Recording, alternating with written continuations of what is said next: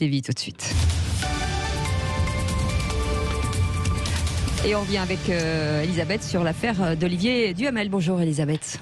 Bonjour Cécile, bonjour à tous. Oui, vous revenez sur cette affaire Duhamel et d'inceste. Alors on précise un petit peu les choses pour ceux qui n'auraient pas entendu le journal tout à l'heure. Oui, donc voilà, donc Olivier Duhamel est un constitutionnaliste, il est commentateur aussi de l'actualité sur LCI et Europe 1, et c'est une figure de la gauche mitterrandienne. J'ajoute qu'il n'est pas particulièrement connu pour sa gentillesse. Alors en 80, il a rencontré et épousé un peu plus tard Evelyne Pizier, qui était divorcée de Bernard Kouchner. Il a largement élevé ses 3 enfants, dont 2 jumeaux qui sont nés en 75. Camille, donc, qui publie aujourd'hui La Familia Grande, et qui accuse son beau-père d'inceste sur son frère quand celui-ci avait 13 à 14 ans et que la famille se déplaçait en tribu avec tous ses copains, tous ses amis de la gauche paillette dans la propriété d'Olivier Duhamel dans le Var. Alors, sans commenter ces accusations, Duhamel a démissionné de la présidence de la Fondation nationale des sciences politiques. C'est un poste très influent parce qu'en gros, il gère Sciences Po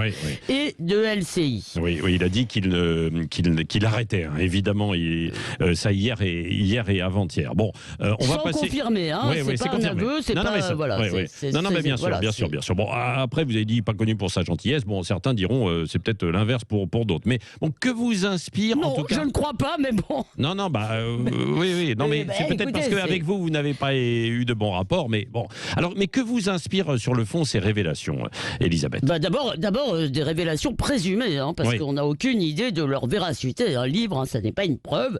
Et le premier réflexe, je l'avoue, c'est un peu de se dire c'est bien fait, parce que Olivier Duhamel, c'est l'incarnation de cette gauche donneuse de leçons qui proclame en permanence sa supériorité morale. Ils ont l'argent, la bonne conscience, les bénéfices du pouvoir et ceux de la rébellion en même temps. C'est donc le camp du bien qui aime l'humanité et tyrannise sa secrétaire. Donc je l'avoue, on peut avoir une seconde de joie mauvaise de le voir chuter, et ça n'est pas très glorieux. Oui, c'est pas glorieux, ça, effectivement. Mais parler est un moyen d'obtenir justice pour les victimes, alors ? Eh bien non, justement, là je vais peut-être défendre Olivier Duhamel, parce que d'abord, ce n'est pas la victime directe présumée qui parle, mais surtout... quel que soit l'auteur, les faits sont prescrits. Ça fait plus de 30 ans. Il n'y a donc pas de procédure judiciaire contradictoire, il n'y a pas de secret de l'instruction, donc il n'y a pas de justice. En revanche, il y aura un cirque médiatique garanti, parce qu'il y aura un homme montré du doigt qui sera certainement abandonné par ses courtisans d'hier. Chacun exhibera ses mains et son âme propre en lui crachant dessus. On dénoncera, dans la foulée, on dénoncera ceux qui peut-être savaient quelque chose de l'entourage. Eh bien, peut-être, mais quand bien même est-ce que des tiers devaient divulguer un secret que toute une famille voulait garder, je crois qu'il faut arrêter de penser que le déballage sans filtre a des vertus réparatrices. La parole, ça n'est pas ça. Donc vous prenez quoi alors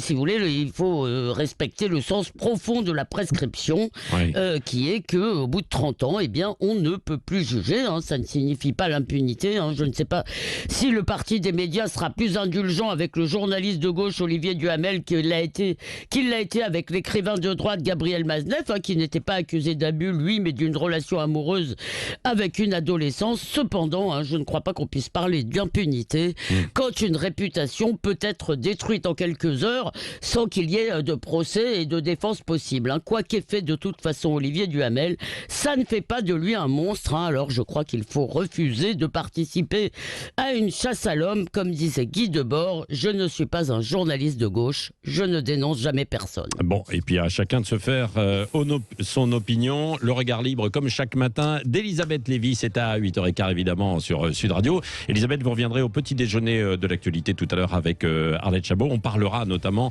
aussi de la campagne de vaccination. On aura